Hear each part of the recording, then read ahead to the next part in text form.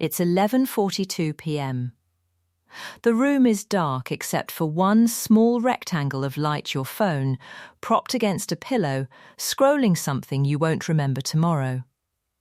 Somewhere in the pile by the bed is a book you meant to finish, a hoodie you meant to hang up, a to-do list you meant to stop thinking about. You tell yourself you'll deal with it in the morning. You never do. In Japan, the bedroom is treated differently, not as a storage room that happens to have a bed in it, but as a single space built for rest and almost nothing else.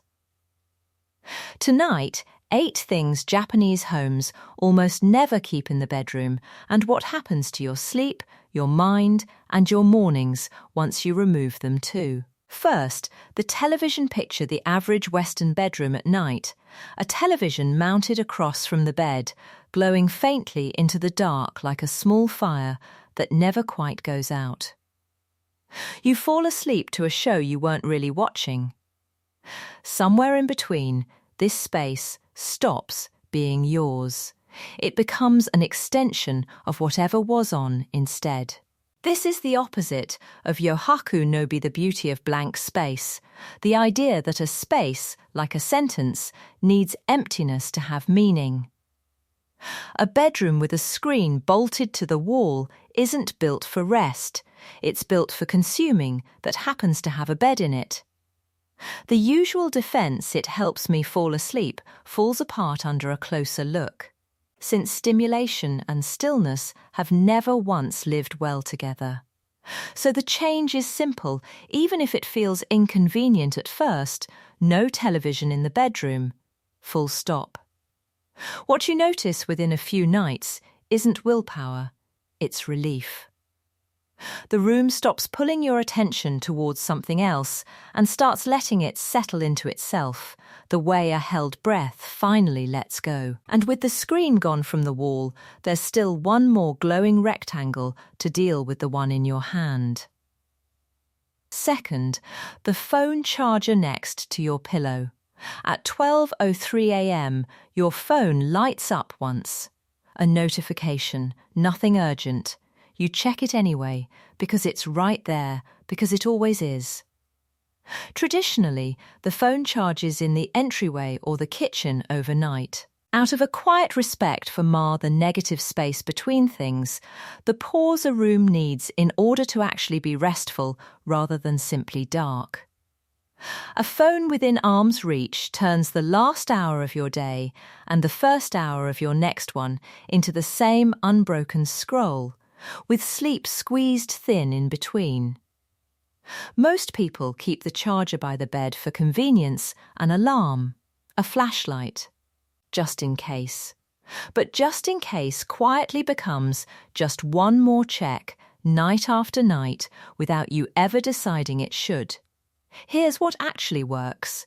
Charge it in another room and buy a $5 alarm clock if that's the only thing holding it hostage to your nightstand. The first few nights feel strange. Then the room feels like it belongs to you again, not to whoever's trying to reach you. And with the glow gone entirely, the next thing to notice is what's reflecting the dark back at you. Third, a mirror facing the bed. You wake at 3 a.m., turn over and catch a half-lit shape in the mirror across the room, your own reflection, unfamiliar for half a second before your brain catches up. It's small. It's nothing really, but it happens again the next night. A tiny startle your body never quite files away. In many Japanese homes, mirrors are angled away from the bed or covered at night in service of seijaku, the stillness. The hush a room needs to actually feel restful rather than merely quiet. A mirror facing the bed doubles the room. It doubles the clutter, the light, the movement, even your own body. At the exact hour you're trying to disappear from awareness for a while. Most bedrooms get this wrong simply because the mirror was hung for daytime convenience. Nobody ever goes back to reconsider it, not once the furniture's settled into place. So reconsider it now angle the mirror away from the bed, or close it behind a wardrobe door, or reposition it to face a wall instead of your sleeping body. It's a 5-minute change most people never make in a lifetime. And a room that no longer reflects itself back at you starts to feel smaller in the right way, which brings us to a habit around exercise gear. Fourth, exercise equipment. There's a particular kind of guilt that lives in the corner of a bedroom, the yoga mat rolled up and gathering dust. The dumbbells that became a bookend, the resistance bands looped over a doorknob like a promise you keep almost keeping. You see them right before sleep. You see them right when you wake. Every glance is a small, quiet nudge toward a version of yourself you're not currently living up to, whether you asked for the reminder or not.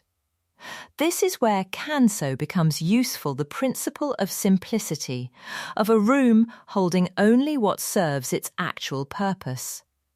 A bedroom's purpose is rest, not self-improvement, and equipment that belongs to your daytime ambitions doesn't get to live in your nighttime space. The logic of "I'll use it if it's right there" falls apart almost every time. Because visibility isn't the same as motivation more often, it's just friction dressed up as encouragement. So move it. The mat goes in a closet, the weights go under the stairs, the bands go in a drawer in another room entirely. If you want to work out, you'll find the difference is that your bedroom stops narrating your goals at you every night. Once the equipment leaves, something else tends to reveal itself in the space it left behind. The piles. Fifth, piles of unfinished things. Every home has one: a chair, a corner, a section of floor that quietly becomes a landing pad. Laundry that's clean but not put away. Papers that need signing. A book with a bookmark 3/4 through, sitting there for 6 weeks, judging you gently every time you pass it. None of it is a mess, exactly. It's just unfinished. And unfinished things have a way of humming at a low frequency in the back of your mind, even when you think you've stopped noticing. This is the terrain of danchery, the practice of discarding and detaching, letting go not just of objects, but of the obligations they represent. A pile of half-finished tasks in the bedroom means you're sleeping next to your own to-do list. People let piles exist temporarily, but temporary in a bedroom has a way of becoming permanent, because nothing about winding down invites you to deal with logistics. What helps instead is a nightly 5-minute reset, not a deep clean. Everything either gets put away, thrown away, or moved to a space meant for tasks before your head hits the pillow. The room ends the day with nothing left to finish. And that makes space for something softer, the light itself.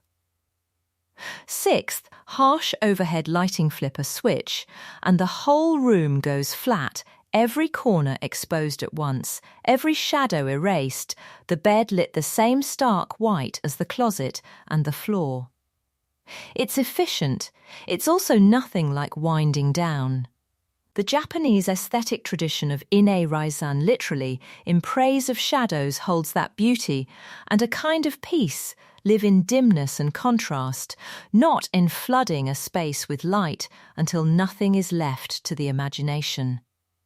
A bedroom lit like an operating room tells your body it's still daytime, still time to perform right up until the second you're expected to fall asleep.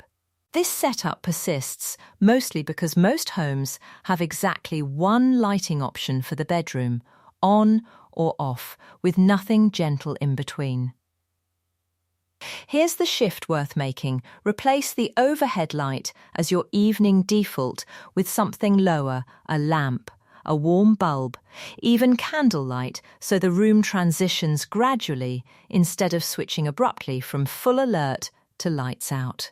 Your body notices the difference before your mind does. Shadows, it turns out, aren't something to eliminate. They're something to sit in for a while, on your way towards sleep, and as the light softens, the furniture deserves the same scrutiny.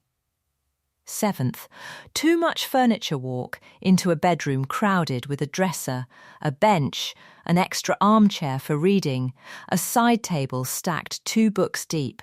Notice how the room feels smaller than its square footage. Your eyes never really land anywhere. There's always something at the edge of your vision demanding a fraction of your attention. This is the failure of shibumi, the aesthetic of understated, unobtrusive beauty, where restraint isn't a lack of style, but the whole style. A bedroom furnished for every possible use ends up furnished for none of them particularly well. Most homes fall into this without noticing, because furniture accumulates one well-meaning purchase at a time, and no single piece ever feels like the one that tips the room over. What it calls for is a hard but freeing edit. Keep only what direct rest requires: the bed, a nightstand, maybe one lamp, and relocate everything else, even the reading chair you swore you'd use, to a room built for that instead. What's left isn't empty, it's edited. And a room edited down to its essentials leaves space for the one thing most people never think to remove at all: the sentimental clutter. 8th, Sentimental Clutter A shelf near the dresser holds the evidence of who you used to be: old photographs, ticket stubs, a dried flower from an occasion you can still half remember, cards from birthdays years gone. It isn't mess, not in the usual sense. It's memory, carefully displayed, kept in easy reach on purpose, but displayed in the one room meant for rest. It quietly turns your bedroom into a small museum, open for viewing every single night, whether you meant to visit it or not. Here's where no aware becomes worth understanding: the gentle awareness of impermanence, the idea that things are beautiful partly because they don't last, and that honouring a memory doesn't require keeping it in constant view.